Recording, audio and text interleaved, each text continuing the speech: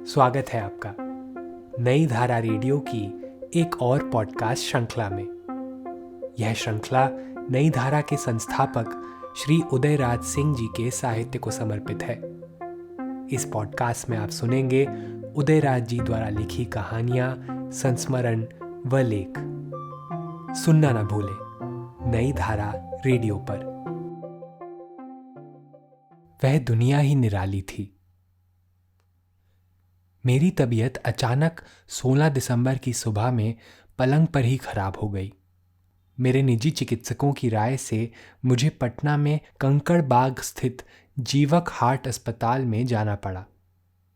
यूं मैं doctor A.K. Thakur के हार्ट अस्पताल में जांच कराने जाया करता था और उन्हीं की दी हुई दवाइयां खाता था। मगर उस दिन वे पटना से बाहर थे और इसीलिए मुझे जीवक हार्ट अस्पताल जाना पड़ा।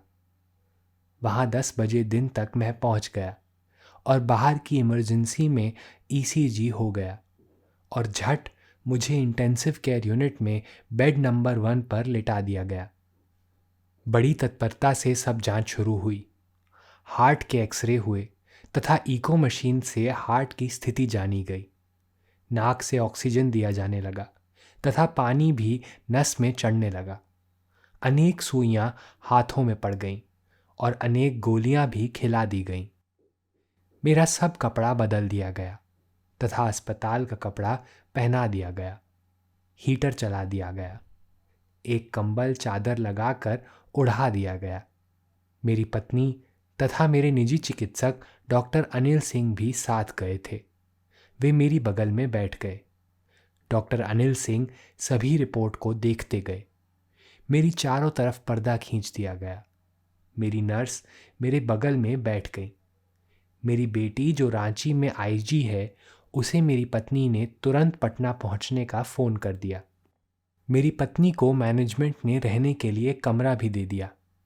फिर अस्पताल के मैनेजिंग डायरेक्टर ज्वाला प्रधान के पुत्र सर्जन अजीत प्रधान मुझे देखने लगे और अस्पताल के सीनियर हृदय रोग विशेषज्ञ डॉक्टर दीपक गुप्ता भी मुझे देखने लगे और दवा वगैरह का प्रबंध करने लगे। अस्पताल की डाइटिशियन जो एक नव युवती है आई और मेरे नाश्ते तथा दोनों शाम खाने का ब्यौरा डॉक्टरों तथा मुझसे राय लेकर बना ली और उसी मुताबिक खाना मिलने लगा, जो काफ़ी सुंदर ही रहा। घर के खाने से तो कुछ अंतर हो ही जाता है। फिर शुरू हो गई अस्पताल की उस दुनिया की अपनी राम कहानी। उस निराली दुनिया की दास्तां सुनिए। हर चक्र और हर रोग के मरीज वहां पहुंचते रहे और अपने अपने बेड पर सुला दिए जाते। फिर वही सिलसिला जारी हो जाता जो मेरे साथ हुआ था। जिन्हें सर्जरी की जरूरत थी उसे ऊपर कोठे पर पहिए लगी कुर्सी पर बिठाकर ऊपर सर्जरी की ICU में पहुंचा दिया जाता। वहां के इंचार्ज डॉक्टर अजीत प्रधान थे। वे ही सर्जरी करते हैं और वहां की नर्स और डॉक्टर भी अलग रहते।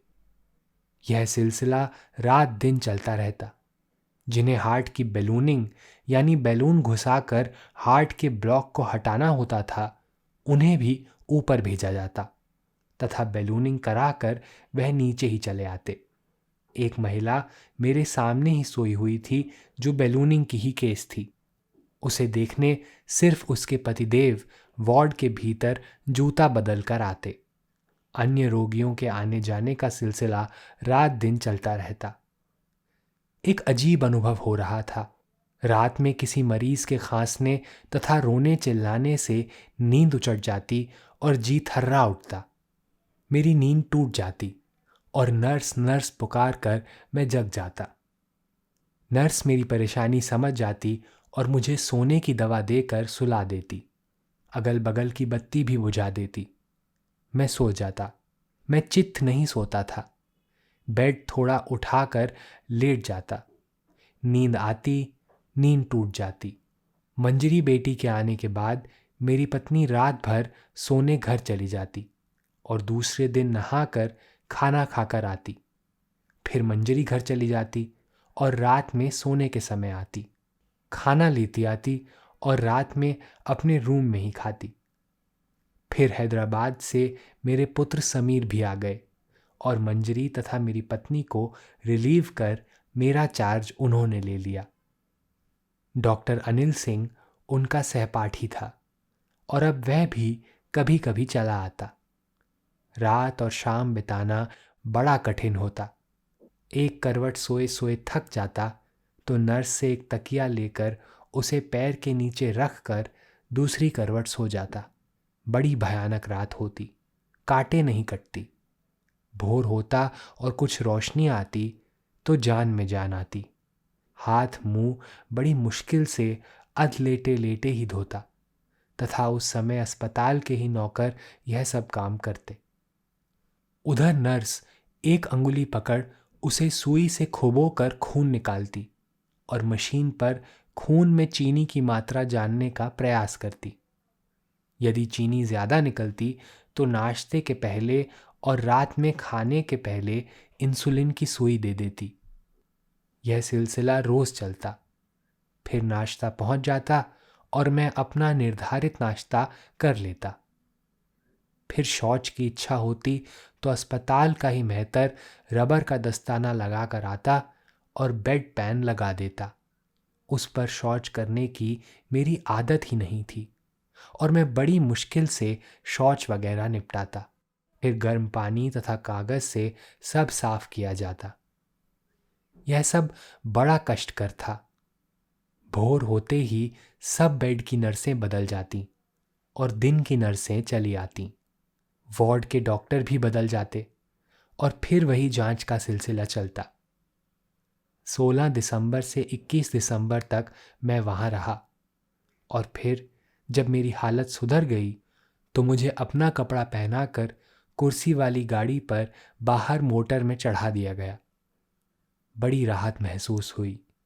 एक अंधेरी रात का अंत और एक नई सुबह की झांकी। जीवक हार्ट अस्पताल पटना तथा बिहार की एक बड़ी कमी को पूरा करता है। इसके एमडी ज्वाला प्रधान तथा चेयरमैन डॉक्टर नरेंद्र प्रसाद बधाई के पात्र हैं। फिर डॉक्टर दीपक गुप्ता, डॉक्टर रविंद्र तथा अन्य डॉक्टर भी धन्यवाद के पात्र हैं। मेरे अनुभव दुखद और सुखद दोनों रहे। दुखद यह कि रात भर सोने में बड़ी तकलीफ होती और दिन में उठने पर मुझे देखने वालों के आने जाने का सिलसिला शुरू हो जाता तो मन बहल जाता। मेरे साहित्यिक सहयोगी डॉक्टर शिव नारायण भी मुझे देखने आते रहते। फिर केरल की नर्सें तो भारत भर के अस्पताल में छा ही गई हैं, मगर यहाँ एक अच्छी और शुभ बात यह दिखी कि बिहार के गरीब और अमीर घर की बेटियां तथा बहुएं भी नर्सिंग सीख कर यहाँ के अस्पतालों में काम करती हैं और स्वावलंबी होने का प्रयास करती हैं। जब कभी मेरी नींद टूट जाती तो मैं उनसे उनकी जीवन कहानी सुनने लगता और कभी हंसता और कभी उदास भी हो जाता। संसार में बड़ा दुख है तो बड़ा सुख भी है। सुख दुख की आंख मिचौनी ही है यह संसार। हमें भोगना दुख भी है तथा सुख भी। अजब निराली है यह दुनिया। इस पॉडकास्ट को सुनने के लिए आपका धन्यवाद। हम आशा करते हैं कि हमारी यह प्रस्तुति आपको जरूर पसंद आई होगी। अन्य पॉडकास्ट्स, वीडियो इंटरव्यूज आदि के लिए नई धारा को सभी सोशल मीडिया प्लेटफॉर्म्स पर फॉलो करें। जल्द ही आपसे फिर मुलाकात होगी। धन्यवाद।